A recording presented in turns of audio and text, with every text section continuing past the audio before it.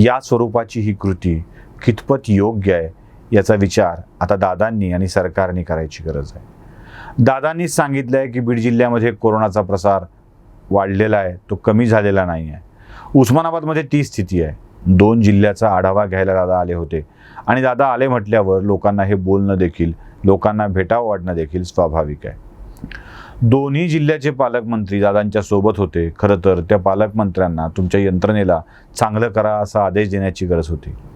एका क्षणात दादांनी जिल्हाधिकाऱ्यांना आदेश दिला असता तर कदाचित आरोग्य कर्मचाऱ्यांचे पैसे देखील मिळून गेले असते. पण तसं घडलं नाही. दादांना या विषयामध्ये कधीच चांगलं बोलावं वाटलं नाही. त्यांना माझी मागणी काय ऐकून घ्यावी वाटली नाही. यावर विरोधी पक्षाच्या लोकांनी देखील मोठी टीका केली आहे. पंकजा मुंडे जेव्हा ओबीसीच्या आरक्षणासंबंधीच्या बैठकीला देवेंद्र फडणवीसांच्या घरी गेल्या होत्या तेव्हा बाहेर त्यांना माध्यमांनी, मुंबईच्या माध्यमांनी गाठलं आणि त्यात त्या काय बोलल्या, त्यांनी काय मागणी व्यक्त केली आहे, काय म्हणणं मांडलं आहे ते देखील आपण ऐकूयात. माझी प्रतिक्रिया यावर अत्यंत संतापजनक आहे हा सगळा प्रकार.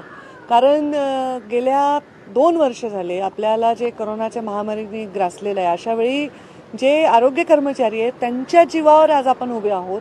ते स्वतःच्या जीवाची पर्वा न करता स्वतःच्या परिवारापासून दूर राहून सगळ्या राज्याची सेवा करत असताना आज त्यांची काही अडचण असेल तर तिला उलट सहानुभूतीने हाताळलं पाहिजे. त्यांना स्पेशल 10 मिनिटाचा वेळ देऊन त्यांना गेस्ट हाऊसला बोलून भेटलं पाहिजे. आणि हे सर्व न करता त्यांना कुठेतरी धक्काबुक्की झाली, त्यांच्यावर पोलिसांनी लाठीचार्ज केला हे मला ऐकावयास मिळालंय. तर हे खूप संतापजनक आहे. ही अपेक्षा अजितदादांच्याकडनं नव्हती. कर्मचारी या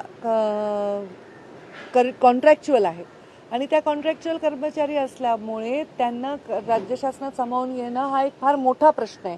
तो केवळ एका भागाचा नाही आहे. ते मी मंत्री राहिलेली आहे, मी पण समजू शकते. पण त्यांना काहीतरी आपण दिलासा देऊ शकतो. त्यांच्यामध्ये आम्ही जसं अंगणवाडी सेविकात, मी मंत्री असताना 3 वेळा अंगणवाडी सेविकांच्या मानधनामध्ये वाढ झाली एका टर्ममध्ये. तसं यांना काही थोडासा दिलासा आपण देऊ शकतो, त्यांना काही एक्स्ट्रा फॅसिलिटी देऊ शकतो.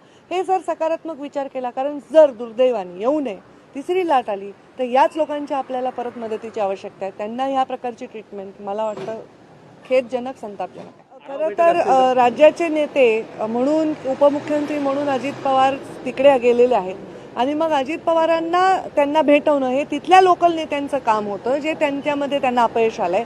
आणि स्वतःच्या जिल्ह्याच्या कर्मचाऱ्यांवर लाठीचार्ज करावा लागतो आणि आपण त्यांना पोचवत नाही राज्याच्या नेत्यापर्यंत. हे दुर्दैवी आहे. उलट ते जर म्हणाले असते की अजितदादा तुम्ही 5 मिनिटं वेळ द्या, तर त्यांनी नक्की दिला असतं असं मला वाटतं. आणि जी मागणी मान्य होत नाही त्याला अड्रेस करायचं नाही असं कुठे आहे? जी मागणी मान्य करायसाठी अवघड आहे त्यांना भेटायचं नाही असं कुठे आहे? जेव्हा भेटू, चर्चा होईल, त्याच्यातून नेहमी मार्ग निघतात, हा माझा अनुभव आहे. आरोग्य कर्मचाऱ्यांना खूप चांगली वागणूक मिळणं अपेक्षित असताना देखील सातत्यानं मारहाण केली जाते, त्यांच्याकडे दुर्लक्ष केलं जातं.